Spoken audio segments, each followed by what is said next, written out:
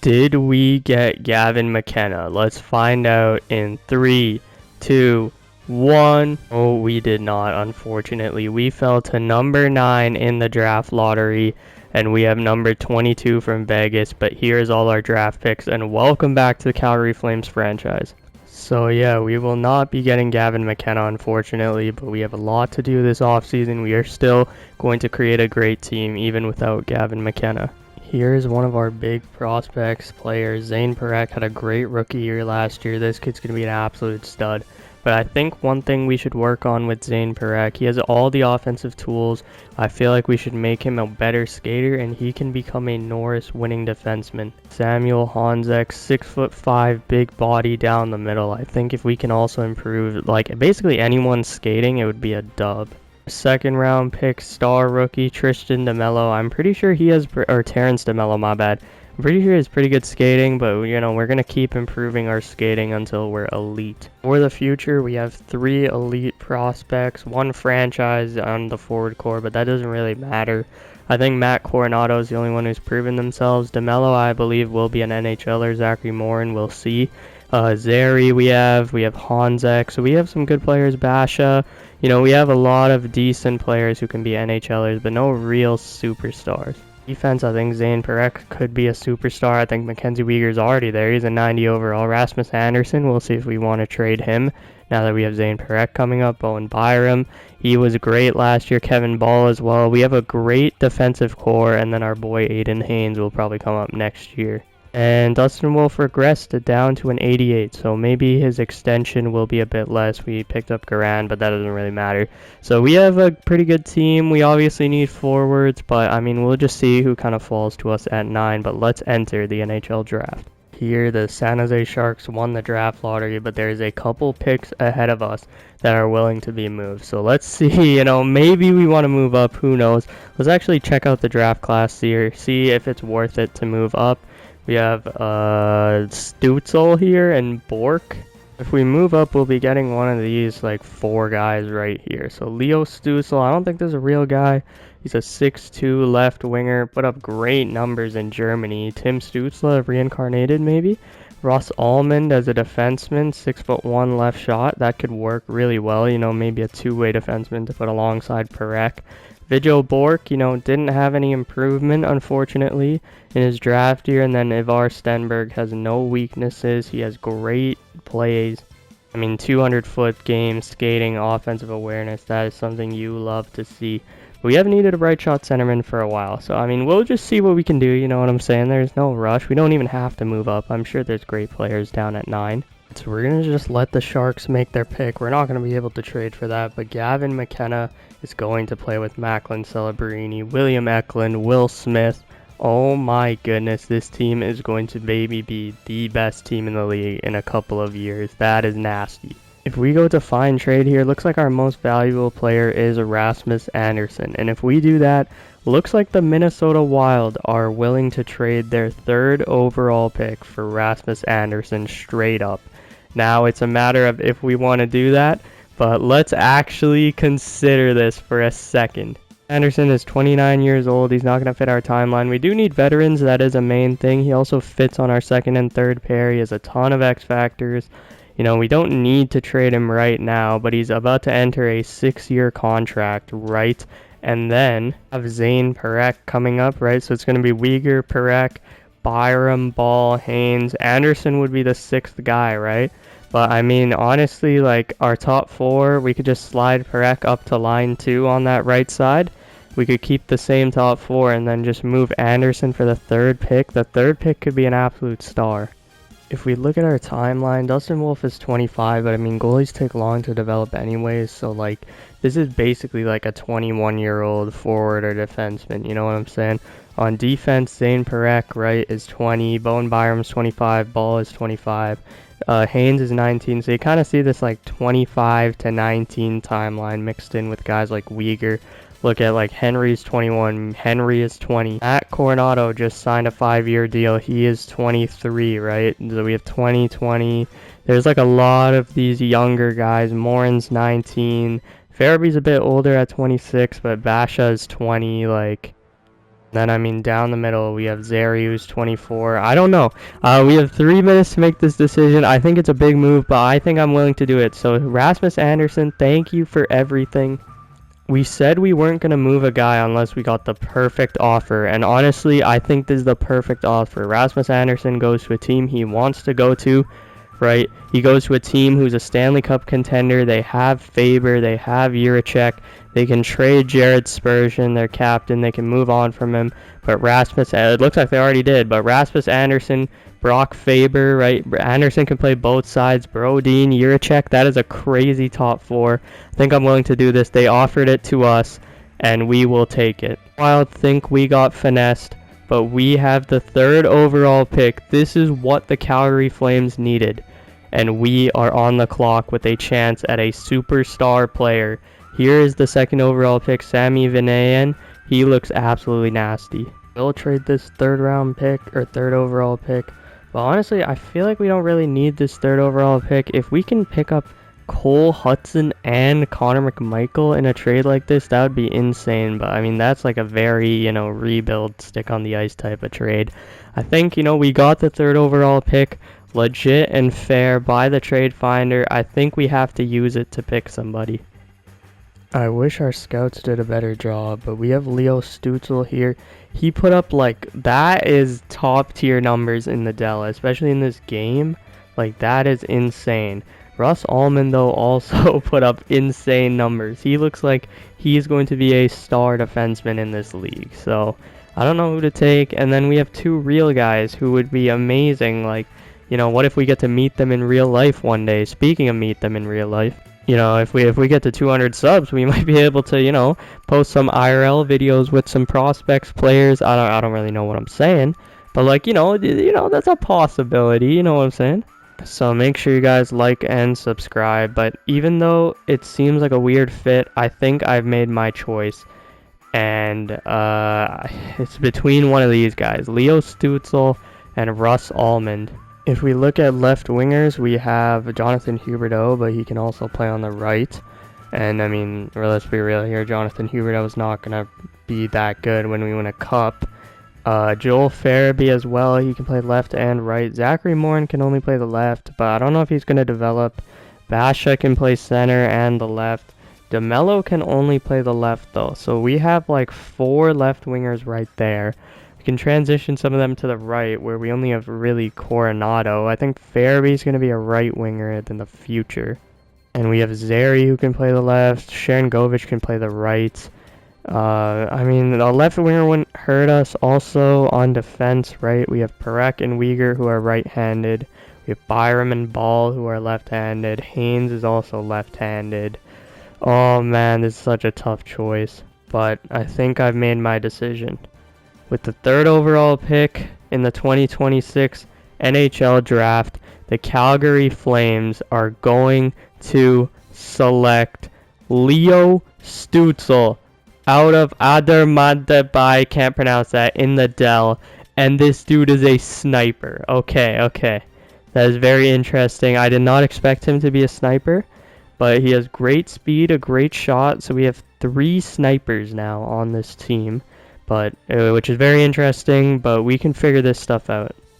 Okay, good that we didn't draft Russ Allman. He's an offensive defenseman, although he looks amazing as well. I think oh my god, he's wearing number 69. Okay, maybe we should have picked this guy. But I mean, you can't go wrong with any pick. I really like Leo Stützle. I think he has a very, very high floor and a very high ceiling based on what I saw. I mean, you put up 23 points and a +3 as a sniper in the Dell. This dude could be the best player since Jerome McGinley, and I think I'm willing to take that risk. Here's how the rest of the draft went. Keaton Verhoff there, Avar Stenberg, Mikey Burchild, Vijo Bork. I mean, that is a pretty good top 8. We are here at pick number 9. The crop starts to fall off a bit, but okay, so obviously I know you guys are going to want me to go with Joe Iginla. I'm pretty sure Joe Iginla is a sniper, though. We already have 3 snipers in Coronado, Stützle, and DeMello. So I don't know, unfortunately. Joe Aginla, maybe. We'll see on that one. Ethan Belchez, obviously a big boy power forward. We could definitely use him, although we just picked up a left winger. So that's why Rubrock, I don't really know about him. Livingston, we could use a shutdown defenseman since we just traded my boy Rasmus Anderson. Oh, he actually played really well in the NLA, but I don't know. We have a lot of good defensemen, I feel like. Same with Daxton Rudolph, you know, former #1 pick, but he's also 3 years away. So Alessandro Di Diorio might be the pick, but he is 2 years away. I think where you're going with it. I think you know where I'm going with this. With the 9th overall pick, because of his massive floor, his one-on-one skill, elite speed, hard wrist shot, I think this is a guy we can put in that second line center, third line center, even first line center role. He can be an absolute demon. I think we're just going to go with the top guy on the board. The 9th overall pick, the Calgary Flames select out of the Spokane Chiefs, out of the WHL, Matthias Preston, another sniper. Oh my god, I didn't know he was a sniper. We have 4 snipers now. Oh, I didn't know he was a sniper. That's bad right there. It's not the worst because we can trade him, right? I mean, honestly, if I was going to take a sniper, I might as well took Joe Aginla. Might as well took an elite prospect, but this dude has top 6 high. He has an amazing ceiling. He's 1 year away from the NHL. So if we need him in a trade, we can trade him. If we want to play him, we can play him, you know what I'm saying? But, yeah, I mean, it's not the end of the world, you know. He's not the worst player. We probably should have took Livingston, that defenseman. It's fine. Defensive defensemen don't usually grow, but I mean, we have so many snipers that we could have really used a guy like Carl Livingston to play on our second or third pair. So that was an absolute miss right there. In this series, we're going to try and move up. Isaac Lundstrom's an absolute stud 4th liner. Carolina could very much use a guy like this, 1.6 mil over 2 years. You know, we're trying to get the 22nd overall pick and then maybe like some depth draft pick for next year, like Chicago's 4th. Let's see if we can get the 19th overall pick. Honestly, I don't even need the 4th, so shout out Carolina. This is how the draft has gone so far. Joe Aginla goes to the Pittsburgh Penguins. You know, that was a pretty big miss, but Preston, I mean, one-on-one skill, elite speed, that is something it's very hard to find. So I think, you know what, the more and more I talk about it, the more and more I like it. There's 2 American prospects here that we're looking at. Jeremy Quincy, you know, he's a 2-way forward. At least we've scouted him. And then we have a 2-way defenseman here. Either one are pretty good. But I think because this guy's a 2-way forward, we need 2-way forwards. He has good puck protection, good pro release, and he has one-on-one skill, just like Preston. You can create for yourself and create for others. That is a massive advantage, especially as a 2-way forward. So you know what? With the 19th pick, we're going to take out of California Jeremy Quincy, and he's a 73 overall 2-way forward. Scouts have done a terrible job, but we are here at pick 136. There's this guy, Jaciri Koivisto.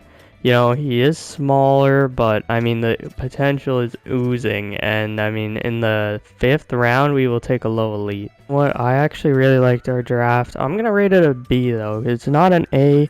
You know, we got 2 elite players in, Koivisto and Stützle. We got 2 top 6 NHLers almost guaranteed in Preston and Quincy.